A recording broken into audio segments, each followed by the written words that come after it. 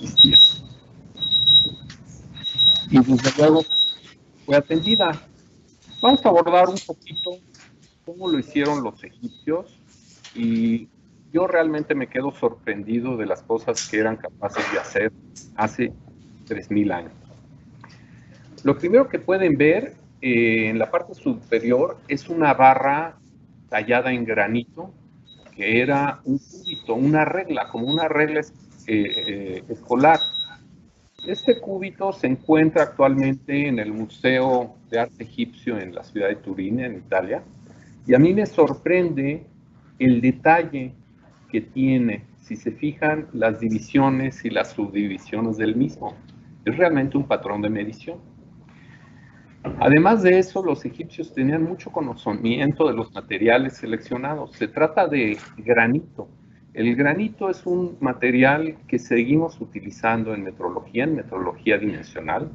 El granito es un material rocoso que, bueno, también está muy de moda ahora para ponerlo en las cocinas, pero tiene otra utilidad.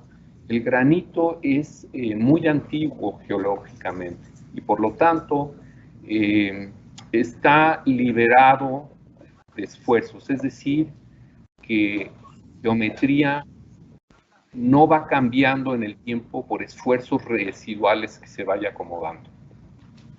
Y entonces es un material muy bueno, porque en cuanto hagamos una regla y la grabemos, tenemos prácticamente la garantía de que no va a cambiar sus dimensiones. Entonces, esto los antiguos egipcios ya lo sabían. Y a mí en lo particular me parece muy sorprendente. Hay una lámina aquí en la que muestra la actividad del pesado con una balanza como las que son actualmente. Increíble que una balanza como esta se siga utilizando, y así es, se siguen utilizando como tal y siguen siendo instrumentos muy, muy precisos.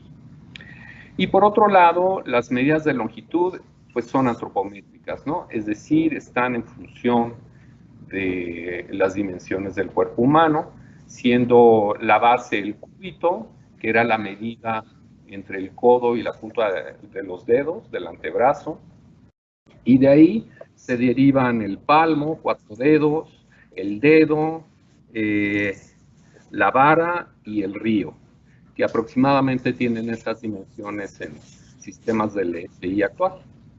También existía el cúbito real y existía el cúbito estándar y además existía el ramen.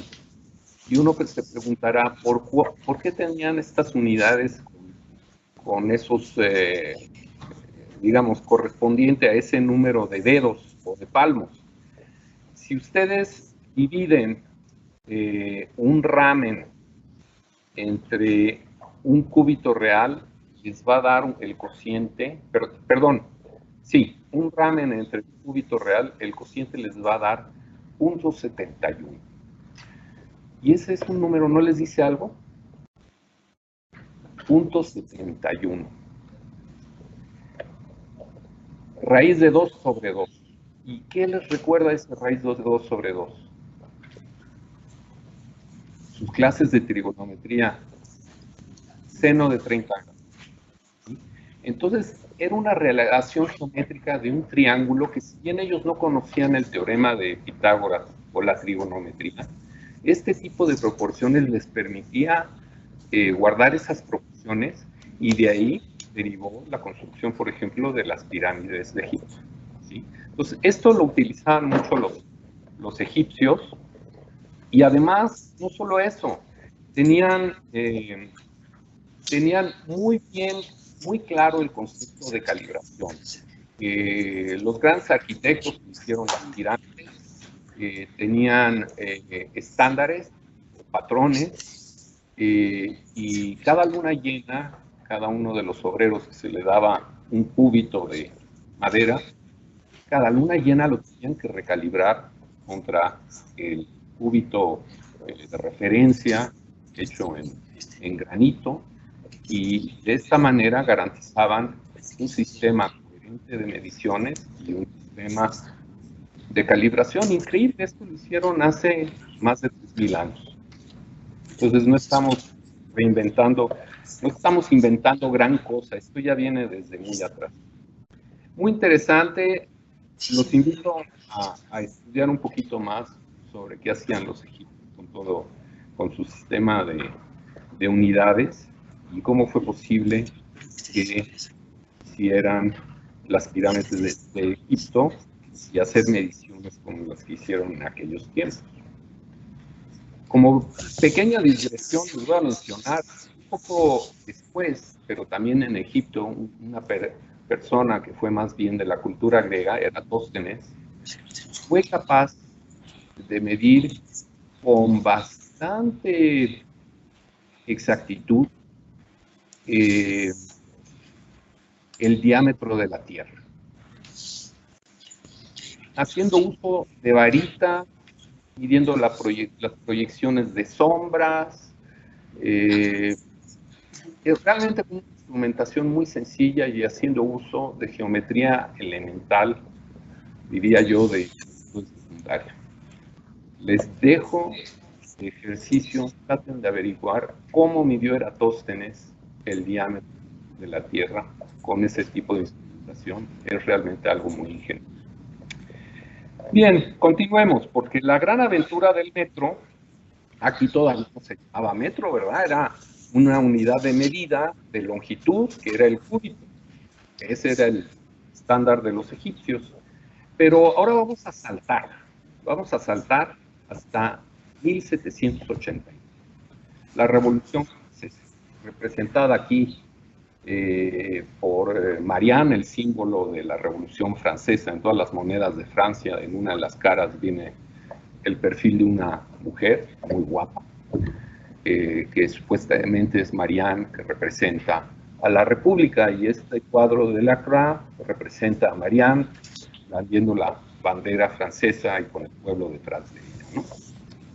Bien, pues, ¿cómo aparece y cómo se propone el sistema métrico?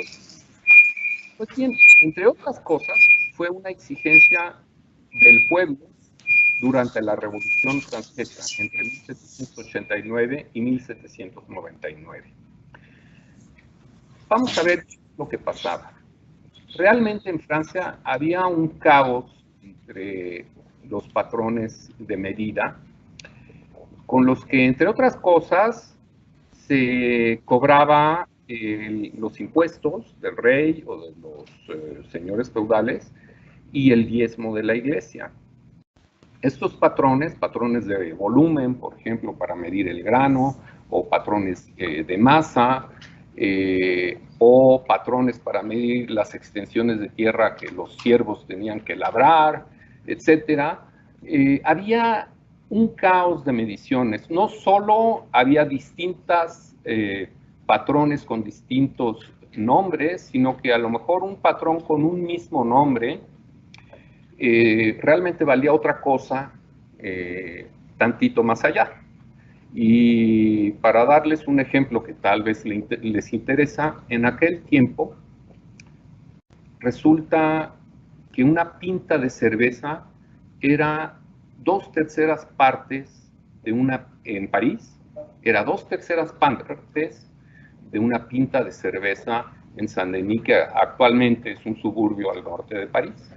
Entonces, con recorrer 15 kilómetros, para tener un tercio de cerveza más, ¿sí? Entonces, realmente era un caos, y en Francia en aquel tiempo había alrededor, se calcula, de 250,000 distintos patrones. Entonces, claro, esto por un lado provocaba, por un lado, el abuso de las autoridades, el colector de impuestos, ¿no? Que llegaba y traía posiblemente su medida de volumen trucada, ¿no? O a su favor, etcétera. Y por otro lado, limitaba mucho el comercio.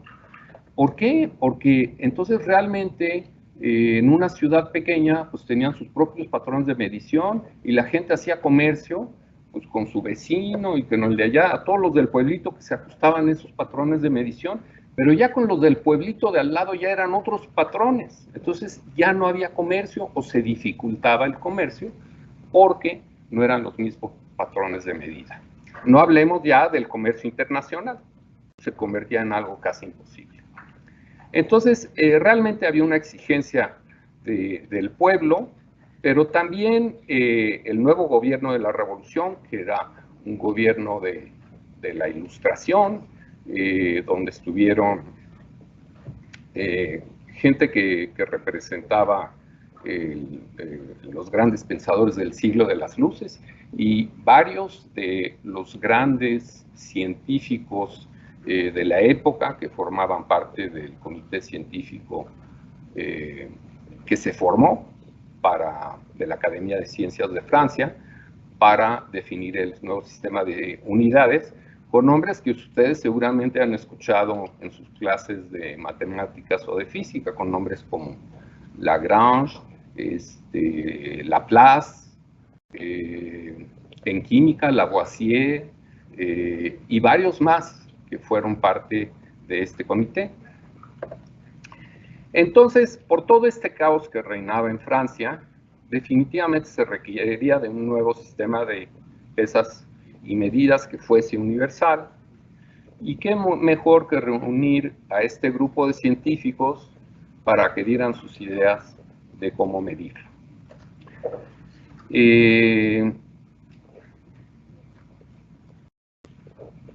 Bueno, entonces este comité empezó a dar sus ideas, pero claro, todo esto bajo la luz del humanismo que surgió con la Revolución Francesa, porque la primera Carta de los Derechos del Hombre fue precisamente emanada de Francia. Había que escoger un patrón con características humanísticas y un patrón que fuera universal. La primera idea, que ya venía de mucho tiempo atrás, era definir el metro, la longitud, curiosamente, como se hace actualmente, a partir de una unidad de tiempo, del segundo, y esto mediante un péndulo. Un péndulo como el de un reloj, es simplemente una masa que cuelga de un hilo fijado en un punto superior. El periodo de oscilación de ese péndulo es muy interesante. Hagan ustedes el ejercicio, es un ejercicio de física de secundaria, de calcular ese periodo, y les va a dar que el periodo es igual a 2pi raíz de L, la longitud de la cuerda, entre G, la aceleración de la gravedad. Curiosamente no depende de la masa, muy interesante, no depende de la masa. Entonces, pues ya tenemos ahí una relación entre tiempo, periodo de oscilación, y longitud, de manera que despejando podríamos obtener L a partir de ese periodo. Pero ¿cuál era el problema de esta definición? ¿Quién me dice? Esa G minúscula, ¿qué es? Es la constante gravitacional en la Tierra, tiene un grave problema. Yo no sé por qué le llaman constante, porque no es constante, ¿sí?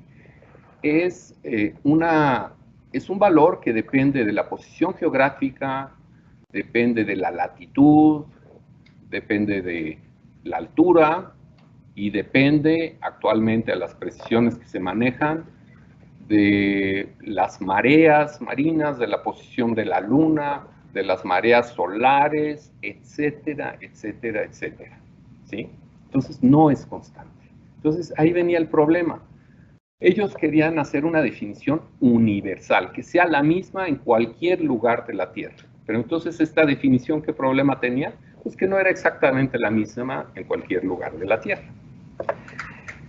¿Sí? Entonces, estos son los paradigmas de la nueva definición. La nueva unidad de longitud, el metro, debe ser comparable al ser humano. ¿Qué quiere decir esto? Pues que sea más o menos de la dimensión de un hombre, ¿sí? Debe estar basado en un sistema decimal. Esto es muy interesante. Tanto múltiplos como submúltiplos. ¿Por qué decimal? ¿Por qué? ¿Por qué no hexadecimal? ¿Por qué no binario? ¿Por qué no vigesimal? ¿Cuál escogerían ustedes? ¿Sí?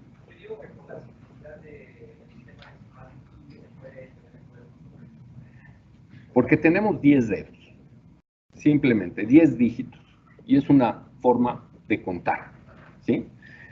Realmente de ahí viene.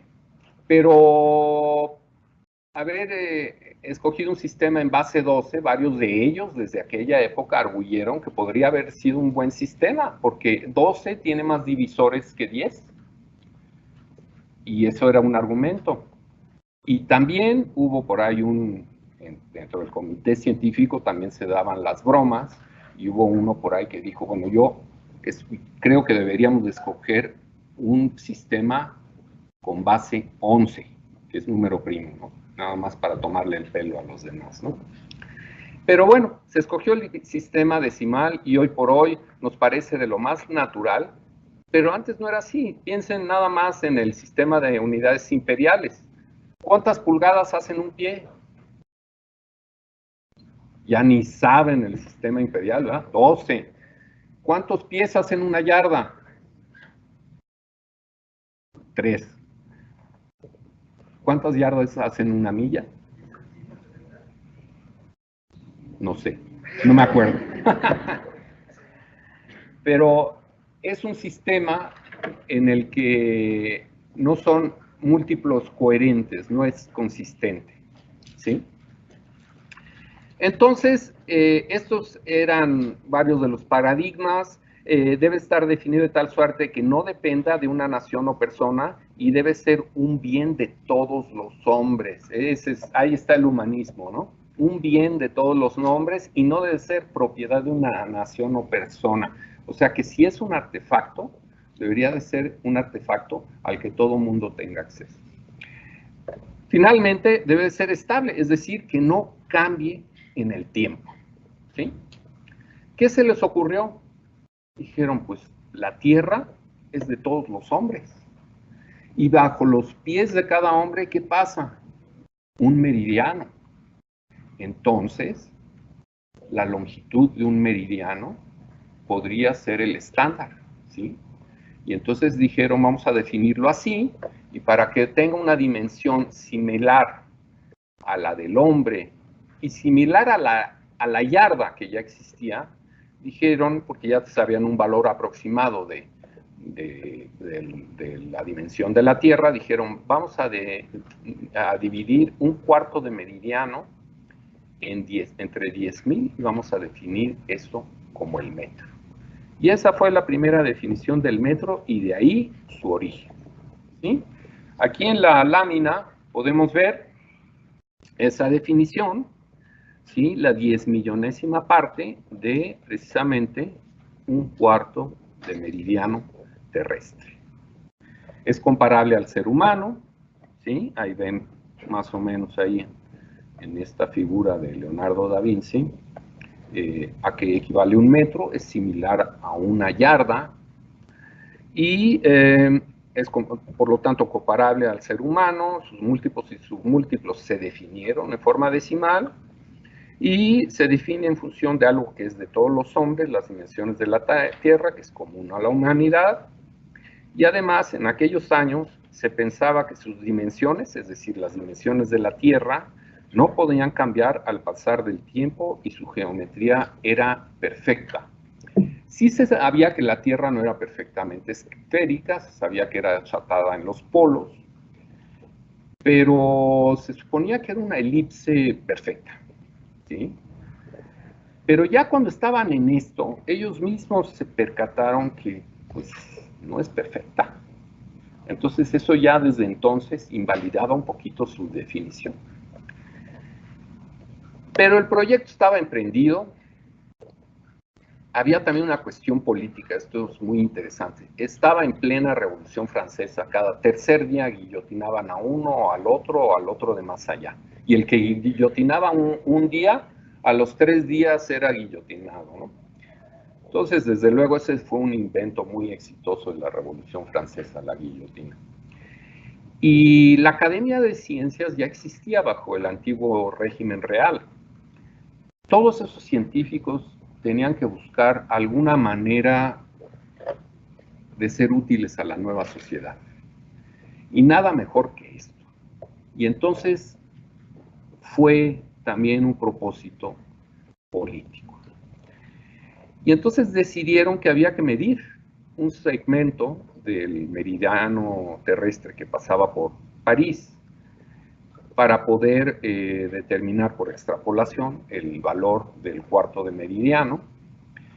Y esto se hizo en un largo viaje que emprendieron dos científicos de la época, que uno viajó hacia Dunkerque, al norte de Francia, y el otro desde Barcelona, para medir este meridiano.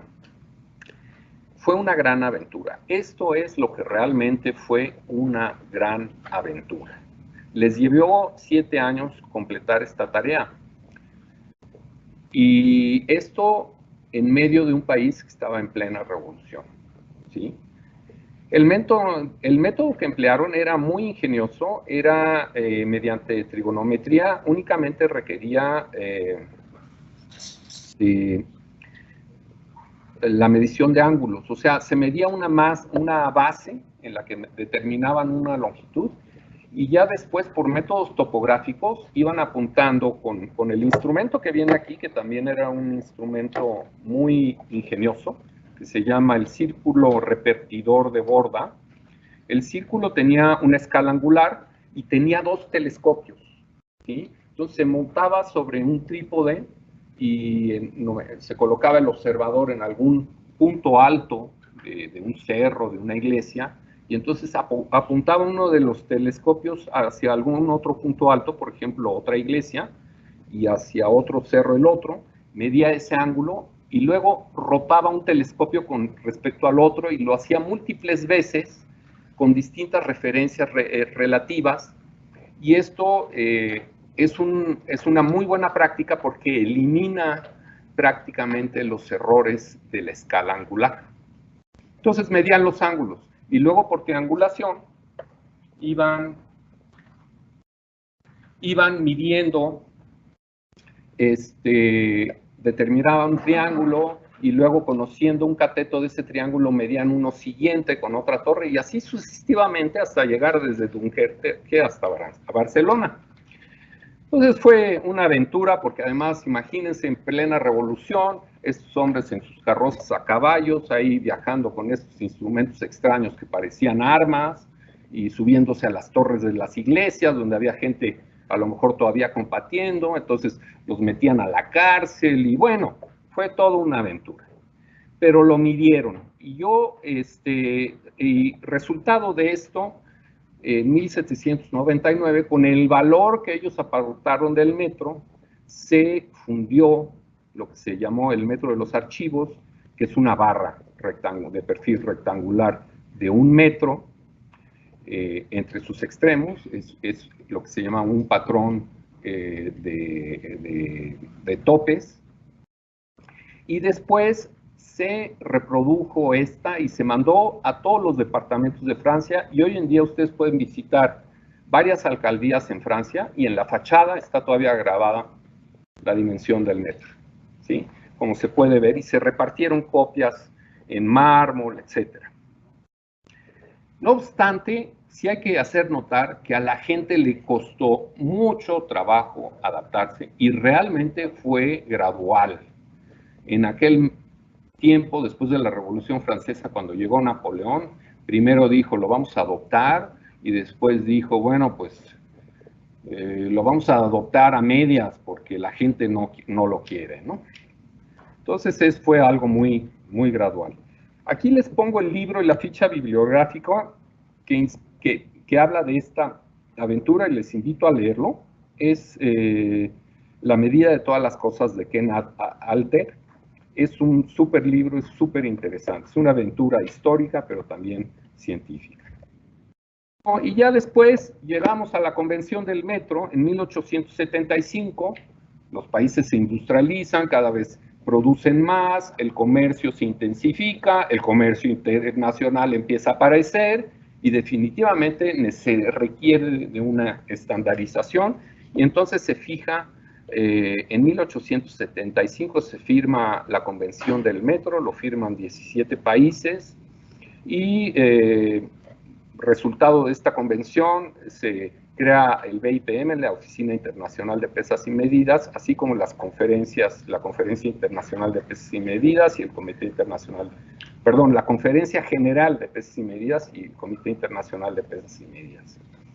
No me voy a detener mucho en esto. Para 1889, y bajo el diseño de un científico francés, Henri Tresca, se fundieron 30 barras de platino iridio, y se le agregaba el iridio para que le diera mayor dureza, que definió el metro, que ya no era entre sus extremos, sino que tenía un par de trazos muy finitos donde se definía el metro. En la actualidad, en el CENAM, tenemos todavía la copia que corresponde a México de ese metro, aunque por supuesto no tiene más que valor histórico. Y esa definición ya se sabía la dependencia de la longitud con la temperatura, puesto que los cuerpos se dilatan. La definición decía que debe hacerse la medición a la temperatura que funde el hielo, es decir, alrededor de 0 grados. O sea que como metrólogo había que ir bien abrigadito. Y a su vez, de las 30 copias, cada país compró más bien la suya y se calibró contra el otro prototipo, que se escogió el número 6 para hacer el prototipo. Y bueno, llegamos a la definición actual que ya David la mencionó brevemente. La definición actual, la que se adoptó antier, es la misma que la de 2003, aunque la redacción cambió. La redacción actual es la que les estoy enunciando aquí, y en 1997 se dio una definición también, un cambio en la redacción de 1983, pero muy similar. Es la distancia que recorre la luz en un tiempo de 1 entre C0, donde C0 es la velocidad de la luz en el vacío, y C0, para dar esta definición, se fijó sin ninguna incertidumbre, o sea, es un valor exacto, es una constante física universal. ¿Y qué ventajas tiene esta definición? Pues muchas. Esta definición es válida en Francia, es válida en México, es válida en Pekín, es válida en la Luna, es válida en Andrómeda, es válida en cualquier lugar del universo. Es realmente una definición universal, ¿sí? Es válida en el universo. Esa es su gran ventaja. Además de otras ventajas, como que, por ejemplo, la exactitud o la incertidumbre atribuida es muchísimo mejor que la de un artefacto. Aquí estamos hablando de una incertidumbre que es de 10 a la menos 11 en términos relativos, es decir, que podemos asegurar 10 dígitos de su valor, al menos, y mientras que cuando era la barra de platino no podemos hablar de más de 10 a la menos 7, ¿sí? Entonces, es otra de las grandes ventajas. Mencionarles que el metro es la primera magnitud de las 7 magnitudes de base que se definió a partir de una constante física absoluta. Bueno, aquí corrijo, porque fue el segundo que se definió primero a partir de la transición del cesio. Ya no me meto mucho en detalles, pero la definición del metro y la definición del segundo con respecto al reloj de cesio o la del láser estabilizado al yodo son muy similares, hacen uso prácticamente de lo mismo, ¿sí? La mecánica ondulatoria que relaciona la frecuencia de una onda viajera, es decir, la oscilación en el tiempo de esa onda con respecto a la oscilación en el espacio, su longitud de onda. Y así se determina. Simplemente tenemos que lambda va a 0, la longitud de onda de una radiación de luz es igual a la velocidad de la luz entre nu, que es su frecuencia. Si conocemos la frecuencia, pues conocemos lambda y ya está. Entonces necesitamos un láser estabilizado. ¿Estabilizado qué? ¿En qué? En frecuencia, que es precisamente lo que tenemos aquí en el CENAM. Este es el primero que hicimos, la foto ya es bastante antigua, la que les presentó David es un poco más reciente. Y tenemos varios de estos ejemplares, actualmente tenemos 5, y con ellos vamos dando seguimiento a un láser contra otro y podemos garantizar el patrón Primario Nacional de México de longitud. Y bueno, con esto les digo muchas gracias y no sé si tengan alguna pregunta. Un par de preguntas para terminar. ¿Alguien?